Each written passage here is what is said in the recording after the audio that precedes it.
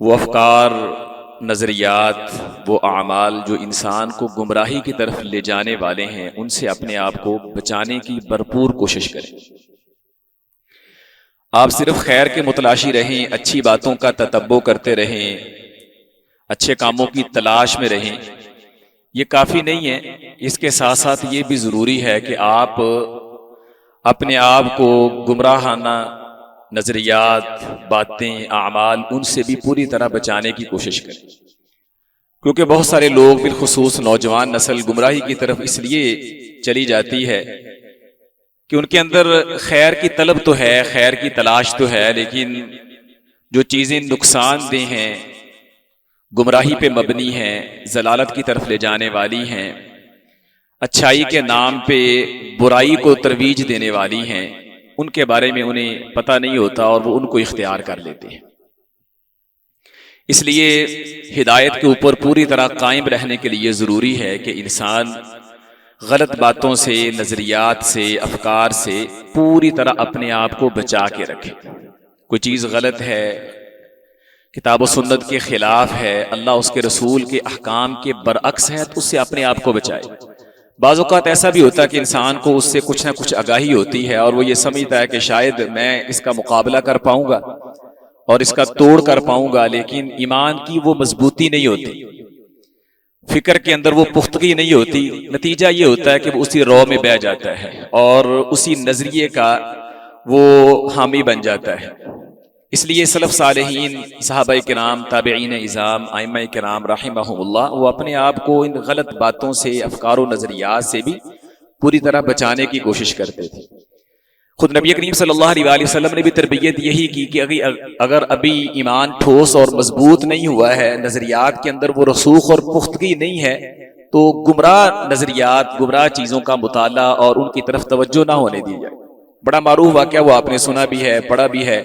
کہ سیدنا عمر رضی اللہ عنہ تورات کی ورق گردانی کر رہے تھے تو نبی کریم صلی اللہ علیہ وسلم کی نظر مبارک پڑی تو آپ کا چہرہ مبارک متغیر ہو گیا اور آپ نے ناراضی کا اظہار کیا۔ سیدنا ابو بکر صدیق رضی اللہ عنہ نے ان کی توجہ دلائی کہ عمر، آپ دیکھتے نہیں ہیں کہ آقا علیہ الصلوۃ والسلام کا رخ زیبا تبدیل ہو چکا ہے؟ تو سیدنا عمر رضی اللہ عنہ نے اس پہ معذرت کی اور رضیت باللہ ربا وبالاسلام دینا وبمحمد نبیا، یہ الفاظ پڑھ کر کے اسلام کے حوالے سے اپنے صاف ہونے کا اعلان کیا۔ تو نبی کریم صلی اللہ علیہ وسلم نے بھی ان کو یہی بات ارشاد فرمائی کہ ابھی تمہیں اسلام کے بارے میں پوری طرح اطمینان نہیں ہے، تم اسی طرح یعنی کہ نا حیران اور پریشان، اور اس طرح یہودی حیران اور پریشان تھے۔ تمہیں اسلام کے بارے میں یقین ہونا چاہیے اور دوسری طرف جانے کے بارے میں سوچنا ہی نہیں چاہیے۔ اسی طرح سیدنا عبداللہ بن عمر رضی اللہ عنہما ایک بازار سے گزر رہے ہیں، ان کے آزاد کردہ غلام نافع بھی ان کے ساتھ تھے، تو ان کے کانوں میں موسیقی کی آواز پڑی۔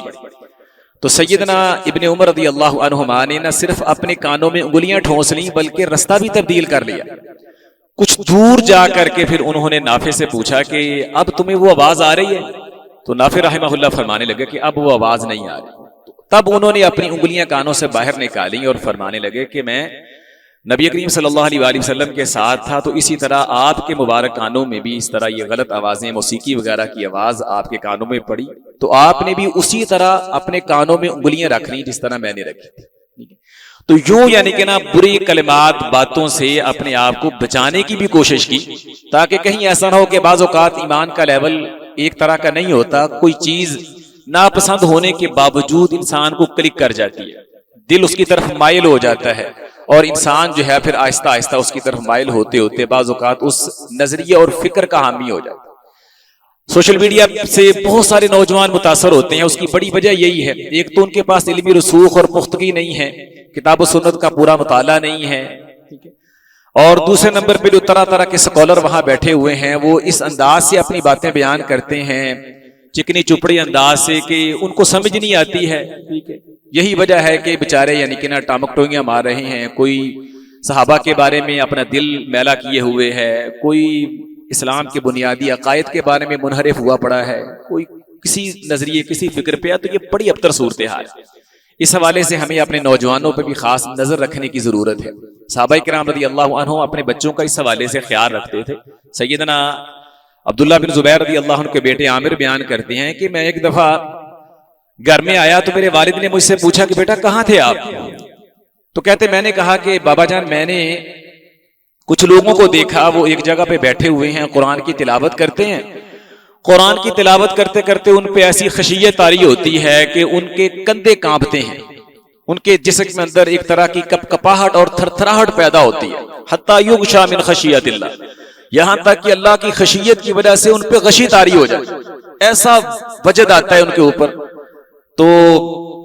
اللہ کی خشیت کی وجہ سے وہ نڈال اور بے ہوش ہو جاتے ہیں۔ تو مجھے وہ بہت اچھے لگے، تو کہتے ہیں میرے والد فرمانے لگے فلا تقعد معهم، بیٹا آئندہ ان کے پاس نہیں بیٹھ۔ تو کہتے ہیں سیدنا عامر کہتے ہیں کہ میں نے اپنی والد کی باتوں کا زیادہ اثر نہیں لیا، میں کچھ دیر بعد پھر بھی ان کے پاس بیٹھتا رہا۔ ایک دن پھر انہوں نے میرے سے پوچھا کہ بیٹا تم ابھی بھی ان کے پاس جاتے ہو؟ تو میں نے کہا کہ بابا جان وہ اچھے لگتے ہیں، جب وہ قرآن پڑھتے ہیں وجد طاری ہوتا ہے، پھر وہ ان کے اندر ایک طرح کی تھرتھراہٹ پیدا ہو جاتی ہے، اللہ کی خشیت ان پہ طاری ہوتی ہے، تو وہ منظر مجھے اچھا لگتا ہے۔ تو کہتے ہیں کہ میرے والد گرامی مجھے کہنے لگے کہ بیٹا یہ کوئی وجد نہیں ہے،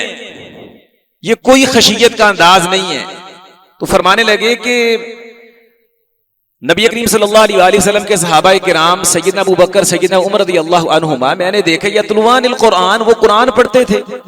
فلا تصیب ھذا، ان کو تو یہ کیفیت نہیں ہوتی تھی، ٹھیک ہے، افطراہم اخشع للہ،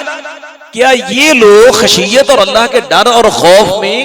ابو بکر و عمر رضی اللہ عنہما سے آگے نکل گئے، کہ جنہوں نے خود قرآن کا نزول ہوتے دیکھا ہے، جو قرآن کے اولین مخاطبین ہیں، جو نبی کریم صلی اللہ علیہ وآلہ وسلم کی زبان سے بہت زیادہ فضائل حاصل کرنے والے ہیں، امت کے بہترین اور نیک ترین لوگ ہیں، قرآن کی قرات اور تلاوت سے ان پر تو یہ کیفیت طاری نہ ہو اور بعد کے لوگوں پہ یہ کیفیت طاری ہو جائے، تو یہ گویا تقوی میں، خشیت میں، اللہ کے ڈر اور خوف میں ان سے آگے نکل گئے، کیسی باتیں کرتے ہیں۔ تو کہتے ہیں کہ یہ میرے والد کی بات میری سمجھ میں آ گئی، اور پھر اس کے بعد میں نے ان کی مجلس جو ہے وہ ترک کر۔ تو ایسے ہی ہوتا ہے، آپ اس طرح کے شعبہ باز آپ بھی آج کل دیکھتے ہیں، جماعتوں کی صورت میں، انفرادی صورت میں نیا نیا ناٹک عجیب انداز سے مارکیٹ کے اندر پیش کرتے ہیں، اور لوگ کہتے ہیں پہلی دفعہ آیا ہے۔ اور ویسے بھی انسانی مزاج اور فطرت کا حصہ ہے کہ جب کوئی چیز نئے انداز میں اس کے سامنے آتی ہے نا تو اس کی طرف مائل ہو جاتا ہے، تحقیق نہیں کرتا، کہتا نہیں یار دیکھ۔ ابھی میں نے پچھلی دفعہ کچھ دن پہلے ایک شعبہ باز کو دیکھا ہے، تو وہ ایسے انگلی یعنی کہ دوسرے کی پکڑ کر کے تو وہ بتا رہا ہے جی کہ آپ پہ کس نے جادو کیا ہے، ٹھیک ہے، تو وہ جس طرف انگلی موو ہو جاتی ہے جی یہ آپ کا یعنی کہ نا اس نے آپ کے اوپر جادو کیا ہے۔ ایسے ہی آپس میں رشتوں میں پھوٹ ڈالنے کے لیے نئی نئی شعبہ بازی ہیں اس طرح۔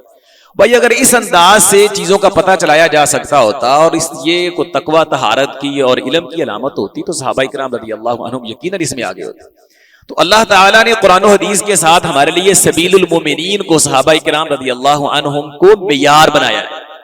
ٹھیک ہے، فَإِنْ آمَنُوا بِمِثْلِ مَا آمَنْتُمْ بِهِ فَقَدْ اهْتَدَوْا۔ اس طرح کی چیزیں جب سامنے آئیں تو ان کو دیکھ لینا چاہیے، پرکھ لینا چاہیے۔ کوئی نئی چیز مارکیٹ کے اندر آتی ہے، کوئی سکالر، کوئی دانشور، کوئی عالم دین، کوئی مفکر اگر کوئی اس طرح کی نئی تھیوری اور نیا نظریہ پیش کرتا ہے تو بجائے اس کے کہ بندہ یعنی کہ نا وہ پوری طرح اس کی طرف مائل ہو جائے، غور و فکر کریں، اہل علم سے رابطہ کریں، اور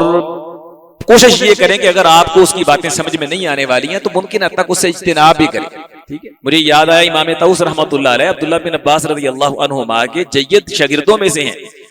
ان کے بیٹے بھی ان کے پاس بیٹھے تھے۔ امام مامر رحمہ اللہ بیان کرتے ہیں کہ ایک کنویں کے اوپر یہ احباب بیٹھے ہوئے تھے، میں بھی ان کے ساتھ تھا، تو ایک آدمی آیا، اس کا نام تو اچھا تھا لیکن اتنا ہی بدبخت تھا، صالح نام تھا اس کا۔ تو یہ آدمی تقدیر کے بارے میں غلط باتیں کیا کرتا تھا، گویا تقدیر کا منکر تھا۔ اب اس نے باتیں شروع کی تو امام طاؤس رحمۃ اللہ علیہ نے اپنی انگلیاں اپنے کانوں کے اندر ٹھونس لی اور اپنے بیٹے سے کہنے لگے ادخل اصبعیہ فی اذنیک، اپنی انگلیاں جو ہیں وہ اپنے کانوں کے اندر کر۔ تو کہتے ہیں کہ اس بیٹے نے بھی اپنی انگلیاں وہ اپنے کانوں کے اندر کر لی، وہ اپنی باتیں کرتا رہا۔ پھر جب وہ باتیں کر کے چلا گیا تو مجھے بڑی حیرانگی ہوئی، تو میں نے امام طاؤس سے کہا کہ یہ آپ نے کیا کیا، آپ تو خود بہت بڑے عالم ہیں۔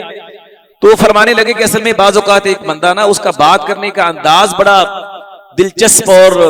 بڑا ہی ایسا ہوتا ہے کہ دوسرا آدمی اس کی طرف مائل ہو جاتا ہے، ٹھیک ہے۔ کچھ بہت سارے لوگ ہیں وہ بات بڑے اچھے انداز سے کریں گے، بے شک بات کے اندر کوئی وزن نہ ہو لیکن بات کرنے کا ڈھنگ اور سلیقہ اتنا خوبصورت ہوتا ہے کہ اگلا بندہ مائل ہوئے بغیر رہتا نہیں۔ تو فرمانے لگے کہ میں نے اس لیے اپنی انگلیاں اپنے کانوں پہ رکھ لی اور اپنے بیٹے سے بھی کہا کہ فَإِنَّ الْقُلُوبَ ضَعِيفَةٌ، دل کمزور ہے، پتہ نہیں کس وقت کس طرف مائل ہو جائے، ٹھیک ہے؟ تو ایسا نہ ہو کہ تقدیر کے بارے میں کوئی میرے دل کے اندر میل آ جائے اور ایمان کا بیڑا غرق ہو جائے، اس لیے میں نے ان کو خود سننا اور اپنے بیٹے کے لیے سننا مناسب نہیں سمجھا۔ تو یہ تھا سلف صالحین رحمہم اللہ کا گمراہ نظریات، عقائد اور افکار کے بارے میں احتیاط کا پہلو، جو ہمارے اندر نہیں ہے، جس کی وجہ سے ہماری نئی نسل بھی خراب ہو رہی ہے اور ہمارے اندر بھی طرح طرح کے نظریات اور افکار پیدا ہو رہے ہیں۔ اس لیے قرآن و سنت کے مطالعے کو لازم پکڑتے ہوئے جو سکہ پختہ علماء ہیں ان کے پاس بیٹھا کریں اور ان سے پوچھا کریں اور ان سے علم حاصل کیا کریں، وگرنہ اگر سارا زور آپ کا اور توجہ سوشل میڈیا پہ اور طرح طرح کے بات کے اسکالروں پہ ہوگی تو یہ آپ کو گمراہی کی طرف لے جائیں گے۔ اللہ ہمیں سمجھ عطا فرمائے۔ وما علیہ الا البلاغ۔